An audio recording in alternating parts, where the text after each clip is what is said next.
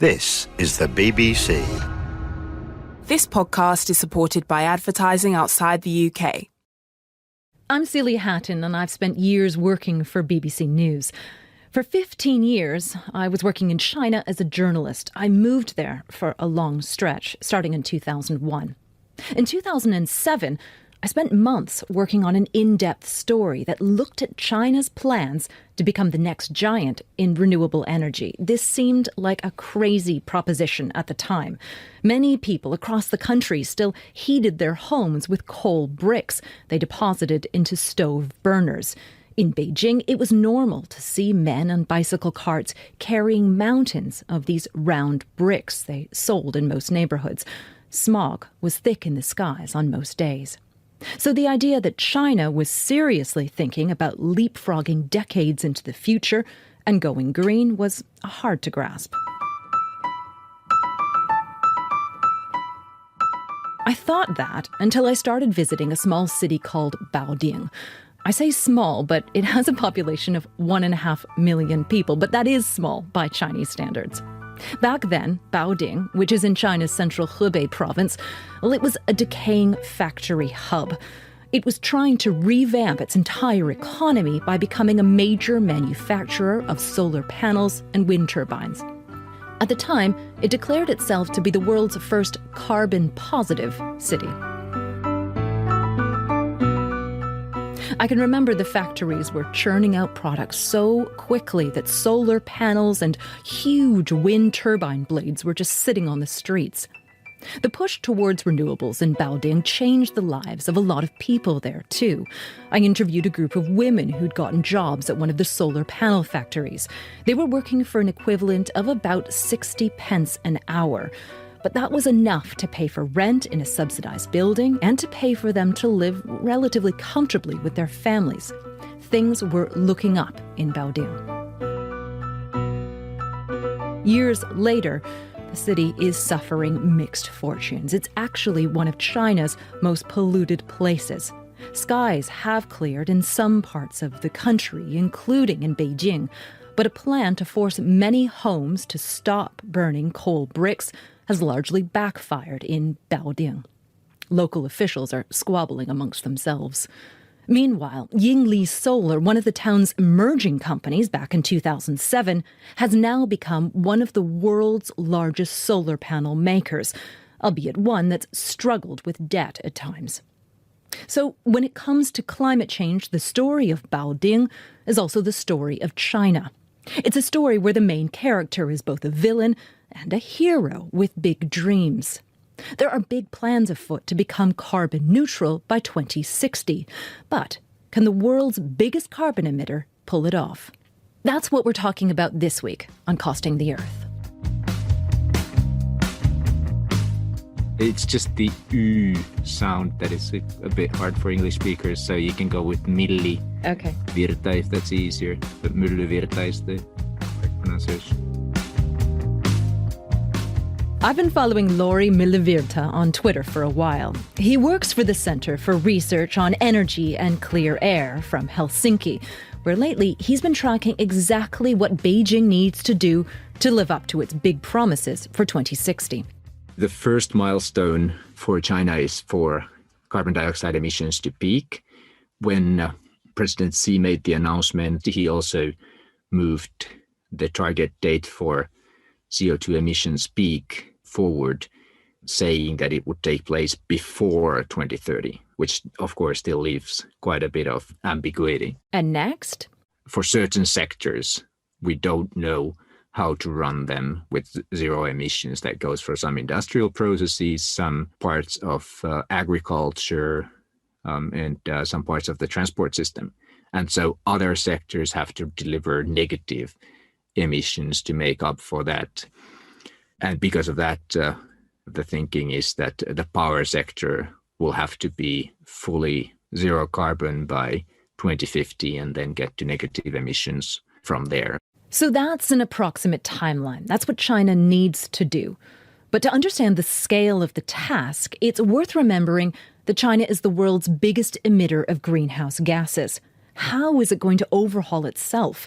And crucially, why does the ruling Communist Party want to do this now? To find some answers, we assembled a panel of some of the best people looking into these questions. I'll let them introduce themselves. Hello, everyone. My name is Barbara Finnemore. I am a Senior Strategic Director at the Natural Resources Defense Council. Barbara is a legend when it comes to following China's efforts to deal with climate change. She's been working with environmentalists and Chinese officials for 30 years. And then we have Steve Tsang. I'm the director of the China Institute at SOAS University of London.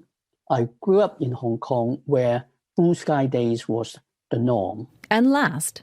Hey everyone, I'm Sha Yu, or in the Chinese way, Yu Sha.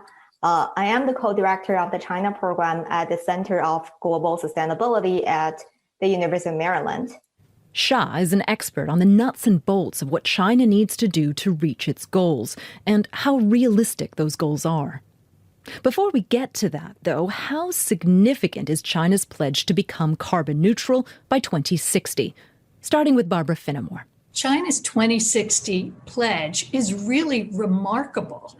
It's been estimated that if China achieves this goal, it will shave off 0.2 to 0.3 degrees off global warming pledges. That makes it the largest climate commitment to date. Steve, would you like to jump in here? How big a deal is this pledge?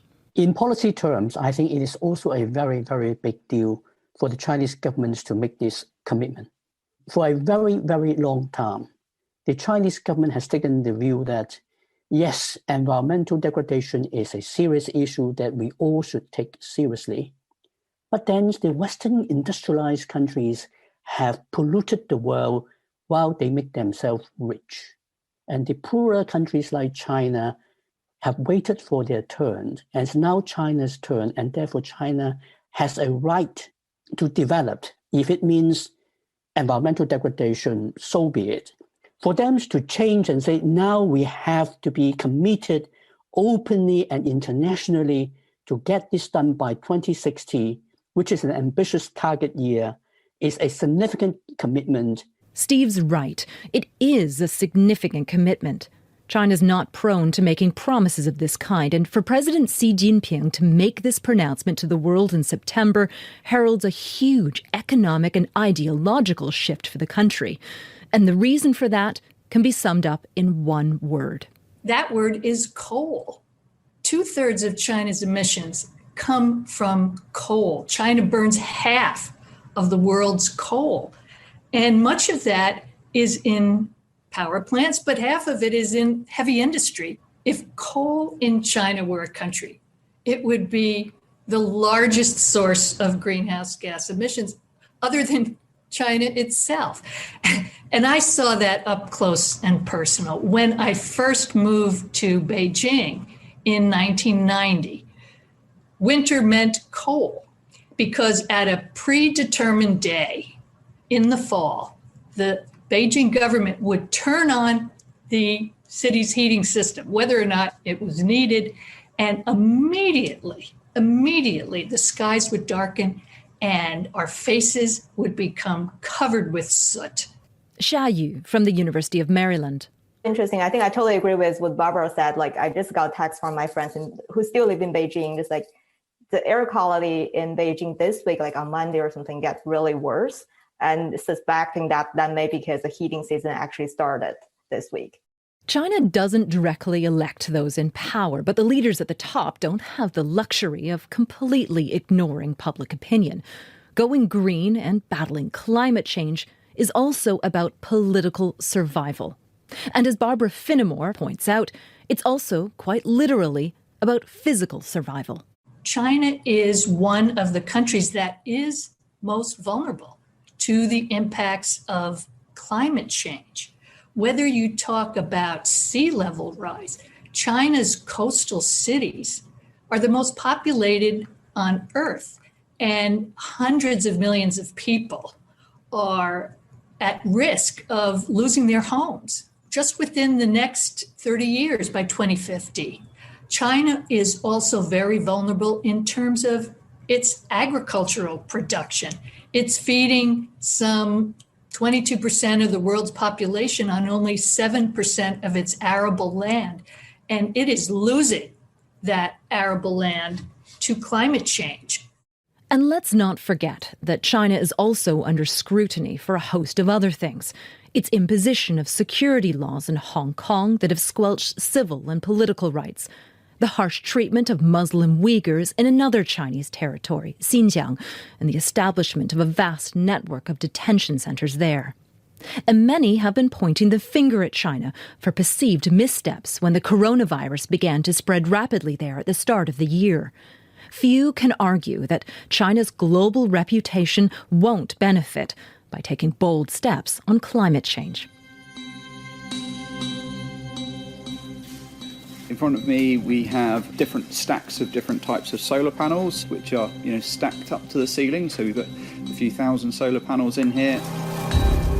Large parts of the world are already benefiting from China's initial push into renewable energy that I mentioned at the start of this programme. From the streets of Baoding to Exeter, here in the UK. I'm Gabriel von Drausch from SunGift Solar Limited. SunGift Solar started in 2005. In the early days, Europe and the United States used to dominate the solar panel manufacturing industry. Then, starting around about 2009, China took I think it was a political decision to try and dominate the world of solar panel manufacture. So they started building manufacturing plants on a huge scale. When SunGift first started, you were probably looking at sort of £40,000 plus for a solar PV system. 10 years or so ago, you were probably looking, in the region of £11,000, whereas today, the average PV system is probably about sort of £3,500 to £5,500, which makes it much more affordable for many more people. For the end user and for us as installers, price declines are good news as long as the quality aspect is kept up. With solar panel manufacturing, scale has a direct link to cost of the panels that are output. So there is a Swanson's law, which is the solar's version of Moore's law, which says for every doubling of manufacturing capacity, you get about a 30% reduction in cost by building huge factories that are capable of producing gigawatts of capacity. And in some cases, they were building manufacturing capacity which was more than twice the global demand of solar panels. It had a huge impact on the price that those factories were able to output the solar panels for. It's had a really bad effect, unfortunately, on the European manufacturers.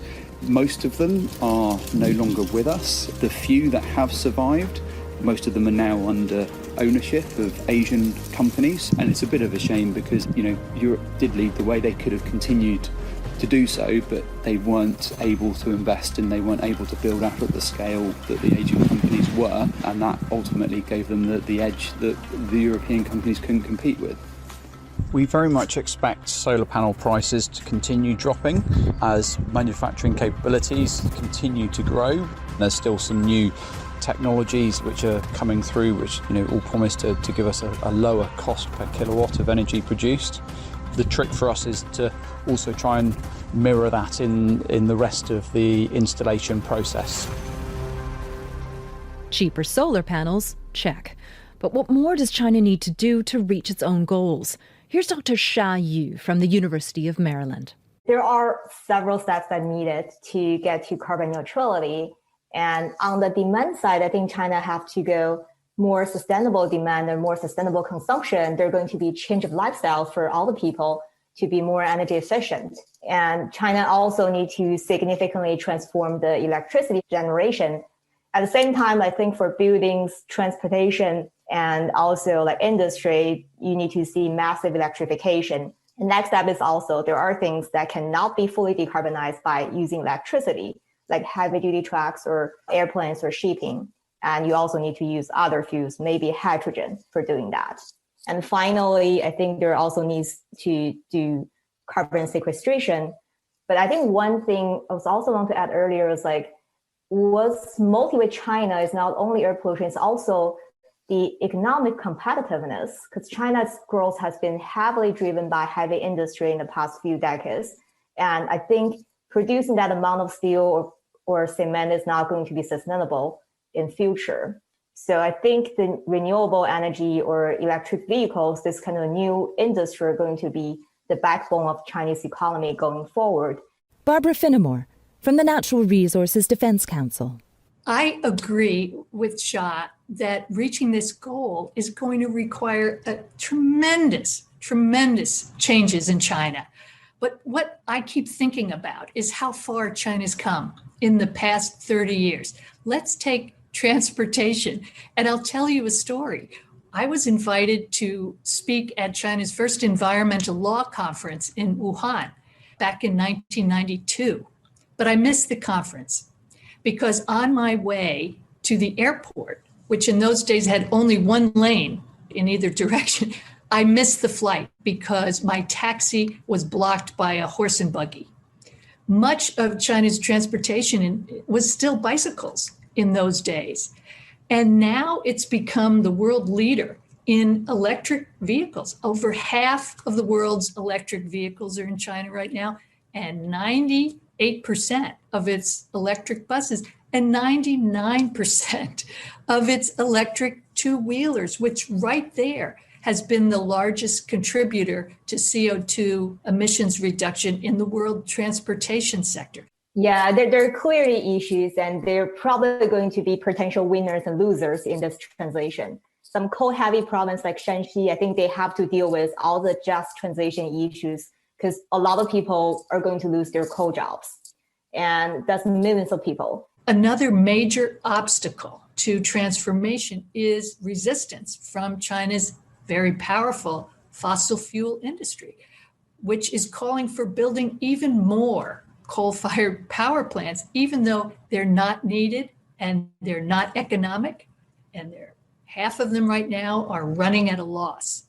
So that's going to require massive investments, but also strong political will and very difficult policy reforms. Steve Tsang from SOAS. Somebody like Xi Jinping will expect and require the Communist Party of China, the 90 million strong Communist Party of China, to follow his instructions and implement his will. But what he can't change is the reality that even party secretaries at the lower level, those people actually play a dual role. They are both the party's enforcers. They are also the protector of the vested interests of that particular domain, a province or a state-owned oil company. And they would actually be posing resistance as well. Xia, does China already have the technology it needs to carry off its 2060 pledge? Is it technically possible? I think it's a yes and no question. So apparently China is already leading in solar and the wind industry and also in electric vehicles. But these technologies today are not going to be sufficient to bring us to carbon neutrality. There are still early stage R&D technologies like hydrogen. Like how are we going to use hydrogen in transportation sector? I think that's still going to be questionable, and as well as in heavy industry. So that's kind of one critical area still need major technology breakthrough. And the other part, I think, is the carbon capture and sequestration.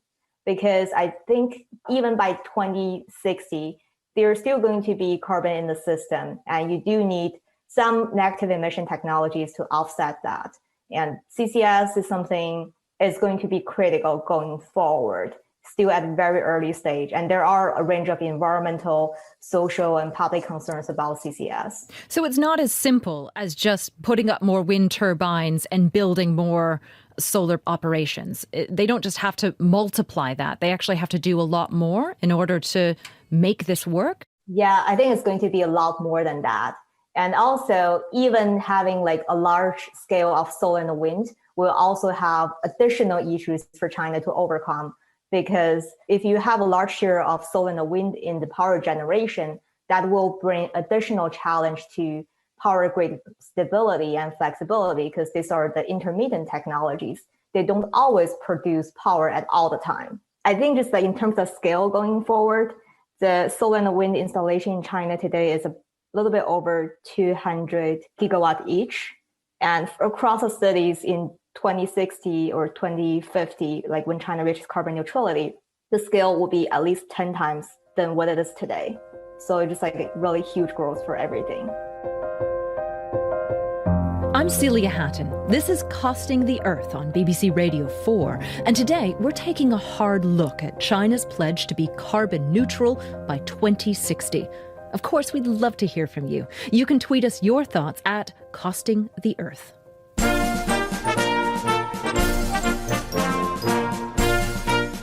We haven't mentioned the elephant in the room yet, the United States.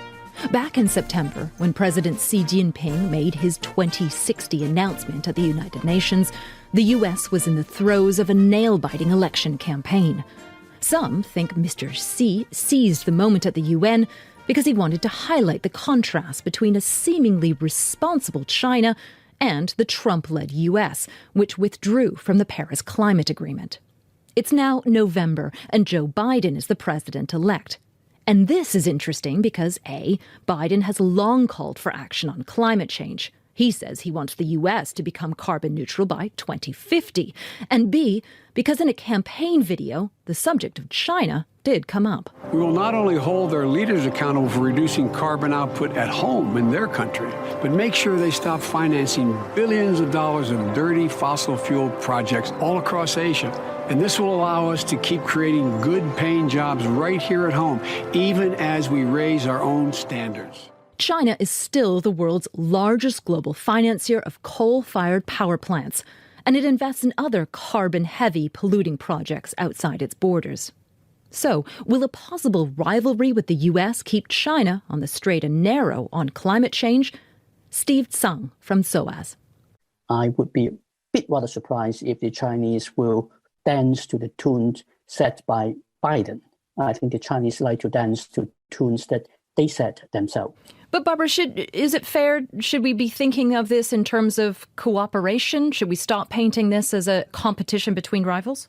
Frankly, it probably would be more productive at this point to work in a cooperative way than to try to bash China for its overseas financing. That financing, by the way, is already dropping significantly because of the global economic recession. Countries aren't able to pay back these major infrastructure projects. China's economy is slowing down. So I think at this point, it's really important that the United States look for possible areas where it can productively cooperate with China to the benefit of both countries and the world.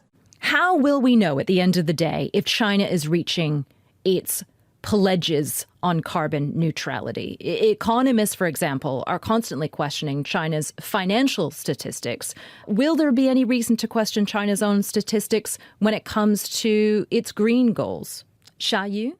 Yeah, that's a really good question. I think there are two different ways you can do this one. And first, I think is definitely the greenhouse gas inventory.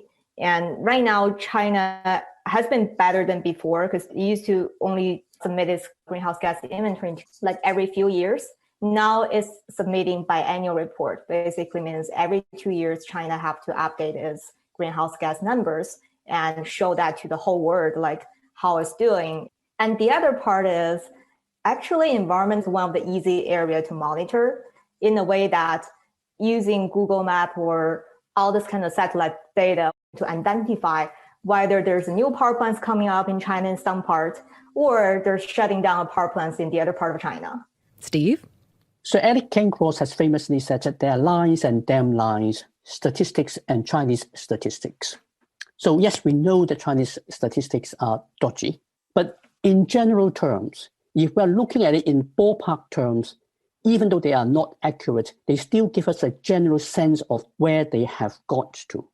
So when we are looking at whether China will be able to meet the 2060 target, we will be able to measure through other more objective yardsticks and China's own figures as to whether the Chinese government has been delivering most of what they have promised to do. I can add one more point. Great. One thing that's changed since the early days of the climate negotiations, when the US and China were at each other's throats over the question of how to monitor, report, and verify CO2 emissions, with China resisting any attempt at international oversight, is that under the Paris Agreement, now China has agreed to one global system of monitoring, reporting, and verifying. But it's also in China's own self-interest to strengthen its internal capacity to monitor and report and verify CO2 emissions. China is in the process of developing a national carbon emission trading system, which once it's launched in full, will become the world's largest. So that gives us some hope going forward. Always good to end on a bit of hope.